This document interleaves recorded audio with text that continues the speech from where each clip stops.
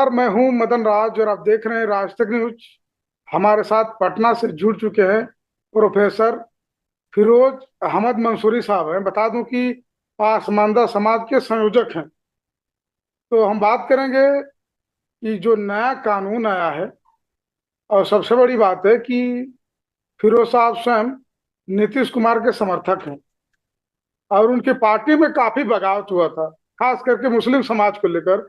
कि मुस्लिम समाज के तमाम सोशल मीडिया पर लिखा गया कि यानी अब नहीं तो कभी नहीं। तो सर, राज तक न्यूज चैनल में आपका स्वागत है। बहुत बहुत शुक्रिया। आज तक न्यूज के तमाम व्यूअर को, दर्शकों को मेरा सलाम, प्रणाम, सत श्री अकाल। प्रोफेसर साहब, हमारा सवाल है कि जितने लोग वक्फ बोर्ड जो नया कानून आया, विधेयक आया है, इसको लेकर जो लोग इस्तीफा दे रहे हैं, तो क्या सोच के लोग दे रहे हैं? आपकी नजरिया क्या है इस पर? देखिए, सबसे पहले तो मैं बता दूं कि ये मिसकम्युनिकेशन है और ये प्रोपगेंडा है कि वक्फ अमेंडमेंट बिल आने के बाद तमाम दलों से और खास करके एनडीए के दलों से जो है वो मुस्लिम जो समाज के लोग हैं वो इस्तीफा दे रहे हैं। ये पूरी तरह से भ्रामक है, तथ्यहीन है। कहीं से भी इस बात में कोई दम नहीं है। और जिस किसी तथाकथित किसी व्यक्ति, किसी दल को लेके चिन्हित करके बात होती है, तो वो आप पता लगा लीजिए वो दल में भी नहीं है। दो तीन तीन 4 दिन 5 दिन उसको जो भी तथ्य आ रहे हैं वो भ्रामक है, तथ्यहीन है। और एक सोची समझी साजिश माननीय नेता नीतीश कुमार जी के प्रति है। और जो उनकी लोकप्रियता है खास करके अल्पसंख्यक समाज, पसमानदा समाज और मुसलमानों में। और जो आप देखिएगा कि बिहार में माननीय नीतीश कुमार जी ने सभी वर्ग का जो है काम किया, सभी लोगों के लिए सोचा। एक पहले नेता हैं, देश के पहले नेता हैं जिसने अति पिछड़ा के लिए एक क्रांतिकारी काम कह सकते हैं, रिवोल्यूशनरी काम किया है। पिछड़ों के लिए अलग से काम किया है, अगरों के लिए अलग से काम किया है, दलित समाज के लिए अलग से, शेड्यूल कास्ट के लिए किया, शेड्यूल ट्राइब के लिए। मतलब सबको साथ लेकर के और सबको समान सम्मान देके ले जाने वाले नेता नीतीश कुमार हैं। तो ये वक्फ अमेंडमेंट बिल जब आया, और वक्फ अमेंडमेंट बिल में एक बात और मैं मदन जी बता देना चाहता हूं कि वक्फ अमेंडमेंट बिल में जब आप देखिएगा कि ये जो जो जेपीसी का गठन हुआ था, ये जनता दल यूनाइटेड के हस्तक्षेप की वजह से हुआ था। बिल तो बहुत पहले पास हो जाता, बिल तो लाया ही गया था कि उसको पास कराना है। लेकिन जब पसमानदा समाज के लोगों ने, अल्पसंख्यक समाज के लोगों ने और समाज के सभी वर्गों ने वक्फ अमेंडमेंट बिल 2025 को लेकर कुछ चिंताएं जताई थी। जैसे उनका था कि वक्फ बाय यूजर को लेकर समस्या थी, डीएम को वास्ट पावर दे दिया गया था, ट्रिब्यूनल को खत्म कर दिया गया था। और जो पहले जो कानून थे 2013 और 2005 में कि वक्फ जो है, वक्फ की जमीन जो है वो कोई हस्तांतरण नहीं हो सकता है, कोई विक्रय नहीं कर सकता है, कोई बेच नहीं सकता है। तो ऐसे समय में यह जब ये बिल आया और इसमें जो है कहा गया कि इस कानून को जो है थोड़ा सा शिथिल कर दिया गया है, नॉन वेलेबल को जो है वेलेबल कर दिया गया है, डीएम को जो है एक अतिरिक्त अधिकार प्राप्त किया, और ट्रिब्यूनल जो एक वास्ट पावर था ट्रिब्यूनल को कि वो जो उनका जो फैसला होता था जिनको चुनौती देने के लिए, हालांकि वो चुनौती होता था, सुप्रीम कोर्ट हाई कोर्ट में चुनौती होता था, लेकिन लोगों ने इसको भ्रामक किया कि नहीं, ट्रिब्यूनल के फैसले को चुनौती नहीं दिया सकता है, और ट्रिब्यूनल को ही पूरा शिथिल किया गया। फिर दूसरी बात कि वक्फ के गठन में, वक्फ बोर्ड के गठन में जो है, जो उसमें जो उनका जो एक स्ट्रक्चर था, उस स्ट्रक्चर कहीं से भी सोशल जस्टिस को रिफाइन नहीं करता था। तो ये तमाम चीज ऐसे थे जिसको लेकर आपत्ति थी, और खास करके उसमें था कि 2 सदस्य जो होंगे वो गैर मुस्लिम होंगे। तो इन सब चीज को लेके राष्ट्रीय आपको जनता दल यूनाइटेड लगातार केंद्र सरकार के संपर्क में थी। और उन्होंने कहा कि यहाँ 3 4 ऐसे मुद्दे हैं जिस पे हमारे लोगों से बात हुई है, हमारे अल्पसंख्यक समाज से बात हुई है, पसमानदा मुस्लिम समाज से बात हुई है। उन लोगों से बात होने के बाद मुझे लगता है कि वक्फ बाय यूजर जो है उसको लेके जो है आप उसको पूर्व के स्थिति को बहाल रखा जाए, और डीएम को जो है वो सिविल का राइट नहीं दिया जाए। अगर डीएम को सिविल का राइट दे दिया जाएगा तो फिर बहुत ही ज्यादा है, चूंकि सरकार सरकार के अधीन होता है जिला पदाधिकारी, और फिर वो कल कल हो सकता है कि वो निरंकुश हो जाए, वो अपने मनमानी फैसला ले ले। तो इन सवाल को लेके जनता दल यूनाइटेड ने बजाबते आपत्ति दर्ज की थी। और उसको माननीय प्रधानमंत्री जी ने और हमारे एनडीए के तमाम जो केंद्र की सरकार है उन्होंने बहुत ही सीरियस समझा और जेपीसी लाए। ये जो जेपीसी का गठन हुआ था, ये तो जनता दल यूनाइटेड की वजह से गठन हुआ था, माननीय नीतीश कुमार जी के हस्तक्षेप से हुआ था। तो फिर कहीं से भी नाराजगी का कौन प्रश्न उठता है? दूसरी बात, जनता दल यूनाइटेड के कोई भी एक भी कार्यकर्ता, एक अदना कार्यकर्ता भी कहीं से भी कोई रिजाइन नहीं दिए हैं, कोई इस्तीफा नहीं दिए हैं। ये जितना भी भ्रामक जो प्रचार हुआ एक व्यक्ति को लेकर हुआ था, जो अभी कुछ दिन पहले एआईएम ओवैसी की जो पार्टी है, ओवैसी की पार्टी से वो आए थे, और वो उनके उनसे पहले जो है कुछ दिन पहले ही वो आए थे, और उसके बाद जो है वो कुछ दिन पहले जो है वहां के पूर्व प्रत्याशी भी थे, और पूरे विधानसभा में उसको 498 वोट मिला था। तो ठीक है, वो समर्थक थे, मैं ये नहीं कहता हूं कि कार्यकर्ता नहीं थे, वो समर्थक थे। कुछ दिन पहले आए ही थे, मतलब कि मुश्किल से 6 महीना 3 महीना पहले आए होंगे, और उसके बाद जो है वो तत्काल ये बिल आ गया, तो वो बिल को पढ़े भी नहीं, समझे भी नहीं, और उसके बाद उन्होंने जो उनको ये किया। सवाल ये नहीं है, सवाल ये है कि एक सुदूर ग्रामीण के एक कार्यकर्ता जो जदयू के समर्थक हो सकते हैं, लेकिन आपने उसको एक राष्ट्रीय लेवल पर पूरे देश में ब्रेकिंग न्यूज, जितने भी चैनल, समाचार चैनल थे, समाचार पत्र थे, और तमाम देश के दुनिया के तमाम लोगों ने एक ग्रामीण और पृष्ठभूमि से आया हुआ एक समर्थक को आपने दिखाया कि जनता दल यूनाइटेड में फूट हो गया, उनके मुस्लिम कार्यकर्ता जा रहे हैं, उनके पदाधिकारी इस्तीफा दे रहे हैं। तो ये जो हस्तक्षेप था, ये जो साजिश थी, ये जो लगातार नीतीश कुमार जी के प्रति जो एक मनसा थी लोगों की, एक जो तत्व है, ये लोग कभी भी नीतीश कुमार जी के डेवलपमेंट को बर्दाश्त नहीं कर रहे हैं। कहीं से भी नीतीश कुमार जी को बर्दाश्त नहीं होता। और नीतीश जी को क्यों बर्दाश्त नहीं करते हैं? इसलिए नहीं बर्दाश्त करते हैं कि 2005 में जो बिहार का कमाल माननीय नीतीश कुमार जी ने संभाला, और जिस तरह से एक एक बिखरे हुए, टूटे हुए, सड़े हुए, गले हुए तमाम कल पुर्जे को उन्होंने ठीक किया, और आज आप बिहार आप आइए तो आप, हम कह सकते हैं कि आप बिहार जब आइएगा तो आपको गौरव का एहसास होगा। जब आप बिहार में एंट्री कीजिएगा तो बिहार में आपको मेरिन ड्राइव का एहसास होगा।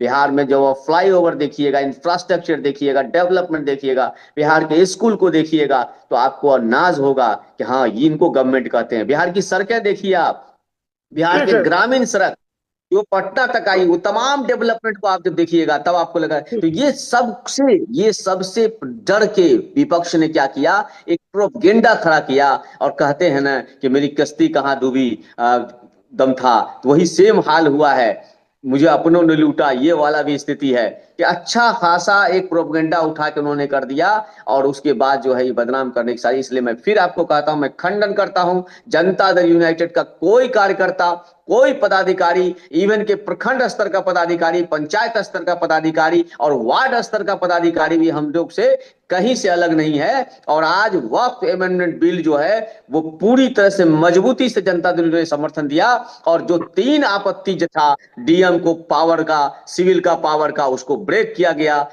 आपको वक्फ यूजर का हस्तक्षेप था, उनको ब्रेक किया गया, और उसके बाद जो है आपको पूरा अधिकार जो वक्फ अमेंडमेंट बिल में दिया गया है। इसलिए ठीक है। कहीं से कोई भ्रांति नहीं है।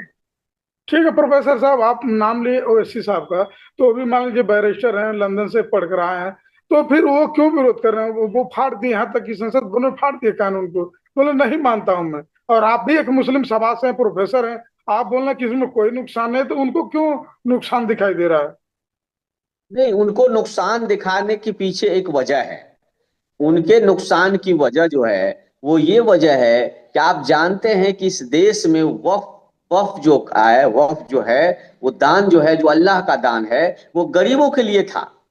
और बड़े बड़े लोगों ने, वाकिफ ने अल्लाह के दान को गरीब, मिस्कीन, यतीम के लिए दिया था, शोषित वंचित के लिए दिया था, दबा कुचला के लिए दिया था। लेकिन हुआ क्या है कि वाकिफ ने तो दे दिया, लेकिन उसके आले औलाद और उनके बाकी जो लोग थे उस जमीन पर ही फिर से कब्जा कर लिए। तो ओबीसी जी के साथ थोड़ा सा प्रॉब्लम है। मैं तो बड़े अदब से कहूंगा कि उन्होंने भले बिल फाड़ दिए, लेकिन वो 400 एकड़ जमीन कहाँ है, वो 1200 एकड़ जमीन कहाँ है, वो 4,000 एकड़ जमीन कहाँ है? जो सिकंदराबाद की जमीन है जिसको बंदरबांट हुआ है, वो सिद्दुल्ला की जो जमीन है उसको जो बंदरबांट हुआ है, वो हैदराबाद की जो जमीन है वो जो बंदरबांट हुआ, उनके वाकिफ कौन है उनको? और फिर और इतने बड़े मुसलमानों के मसीहा बनते हैं, तो आज भी वक्फ की जमीन को लेके उनका जो अपना उस पर जो चल रहा है, आज भी जो है वो जो किराया दे रहे हैं वो इतने कम पैसे क्यों दे रहे हैं? तो ये तो साहब सवाल उठता है। और एक बार मैं खुद के मदन जी कहता हूँ कि जिस जो वक्फ का लुटेरा है ना, जो वक्फ को लूटा है ना, जो वक्फ की जमीन पर कब्जा किया है ना, जो वक्फ की जमीन को बंदरबांट किया है ना, जो वक्फ की जमीन को संरक्षित और सुरक्षित नहीं किया है ना, वो वही लोग हैं। तो एक वर्ग है इस देश में जो नहीं चाहता है कि इस देश का जो जो वक्फ की जमीन है, वक्फ से जो फायदे हैं, जो वो एक क्या है, वक्फ क्या है? एक जस्ट लाइक ट्रस्ट है।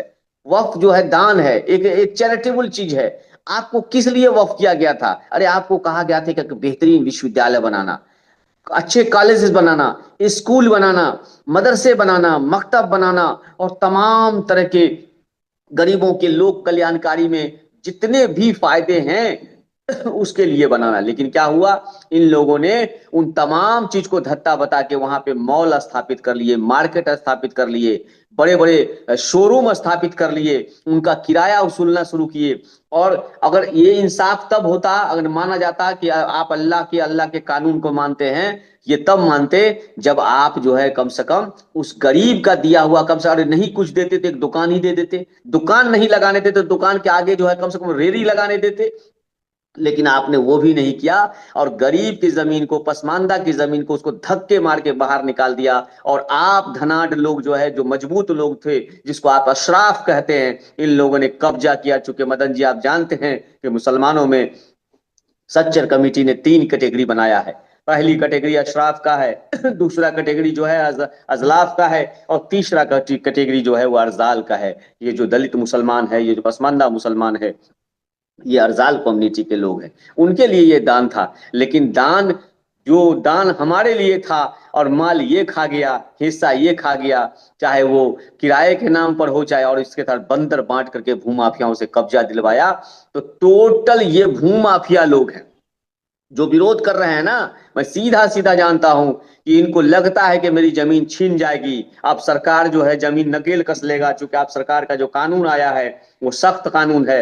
और सख्त कानून क्या है सरकार का कानून? कि अगर गरीब की जमीन है तो गरीब के फायदे के लिए वो काम होगा। मतलब सरकार चाहती है कि उस जगह केंद्रीय विद्यालय बने, सरकार चाहती है कि वो वहां पर बेहतरीन विश्वविद्यालय बने, सरकार चाहती है कि वहां पर एक बेहतरीन हॉस्पिटल बने, सरकार चाहती है कि वहां पर एक बेहतरीन छात्रावास बने, महिलाओं का छात्रावास बने, बच्चों का छात्रावास बने, बेहतरीन स्कूलिंग सिस्टम हो। और वो हमारा गरीब जो है, वो हमारा जो पसमानदा है, वो सशक्त होकर, मजबूत होकर दुनिया के सामने मॉडल बने, और भारत की एकता अखंडता के लिए खड़ा हो, अपनी राष्ट्रीयता के लिए खड़ा हो, अपनी संस्कृति पर वो नाज करे, और उसके बाद भारत की उन्नति में वो वाहक बने। वो भी गवाह बनना चाहता है। ये गवर्नमेंट की मंशा है। लेकिन भूमाफिया नहीं चाहता है, वक्त के लुटेरे नहीं चाहते हैं, वो नहीं चाहते हैं कि जमीन उससे हाथ से छीनी जाए, इसलिए ये बबेला मचा रहे हैं, और कुछ नहीं है। प्रोफेसर साहब, हमारा सवाल है कि अभी बिहार में चुनाव आने वाला है विधानसभा का, तो लोग बोल रहे हैं कि बहुत ग्राफ गिर गया है नीतीश कुमार जी का। यहाँ तक कि कांग्रेस तो बोले कि किसी के धर्म में हस्तक्षेप करने का हक नहीं है। कांग्रेस तो खुलेआम समर्थन कर रही है कि नहीं, ये बिल नहीं पास होना चाहिए। तो इसका कितना नुकसान होगा बिहार चुनाव को? देखिए, बिहार के संदर्भ में कांग्रेस को बोलने का तो कोई राइट ही नहीं है, क्योंकि बिहार में कांग्रेस कहीं नहीं है मदन जी। और सबसे बड़ी बात है, कांग्रेस जो है यहाँ बैसाखी के सहारे है। अगर राष्ट्रीय राष्ट्रीय जनता दल का रहमो करम नहीं हो तो उसको यहाँ एक गिलास पानी भी नहीं देगा कोई। मैं आपको बताता हूँ कि राहुल गांधी जी अगर बिहार चले आएंगे, और राष्ट्रीय जनता दल का अगर उसका 10 सर्कुलर का घर नहीं मिले, तेजस्वी यादव जी का घर नहीं मिले, तो पता नहीं, हमको लगता है कि राहुल जी को पानी उनी भी मिलेगा कि नहीं मिलेगा। तो जो जिसके पास एक कार्यकर्ता नहीं है, जिसके पास एक फूटी कौड़ी नहीं है कार्यकर्ता के नाम पर, जिसके पास संगठन के नाम पर एक कार्यकर्ता नहीं है, जो लगातार जो है, लगातार अपने को जो है आला कमान करते करते आप उसको, अभी जिला में एक कार्यकर्ता नहीं मिलेगा, रांची माने इवन के जो है राजधानी में एक कार्यकर्ता नहीं है, जिस पार्टी के पास एक वर्कर नहीं है वो इस तरह की बात करता है तो हास्यास्पद है। रही बात माननीय नीतीश कुमार जी का, तो नीतीश कुमार जी के बारे में मैंने पहले कहा कि सर्वमान्य नेता है, एक ऐसे नेता, समाजवाद के वो नायक, कर्पूरी ठाकुर के वो वारिस, लोहिया के वो नायक जिसने अपने काम से जमीन पर सींच दिया। जिस बिहार के बारे में मदन जी बात होती थी दुनिया में, वो बिहार की छवि आप देख लीजिए। बिहार जब आइएगा तो आपको नाज होगा, आपको रक्स होगा, आपको लगेगा कि बिहार ऐसा बिहार है क्या। बिहार के गांधी मैदान आइएगा तो अगर उसके चारों बगल सिर्फ आप घूम लीजिएगा ना तो आपको लगेगा कि आप किस भारत में नहीं है, आपको लगेगा कि हम विदेश में हैं। क्यों? चूंकि जब आप बापू सभागार देखिएगा, जब आप कृष्ण मेमोरियल हॉल देखिएगा, जब आप अशोक अशोक का सबसे बड़ा ये देखिएगा, हॉल देखिएगा, तो आपको लगेगा कि क्या ये मॉडल बिहार का है।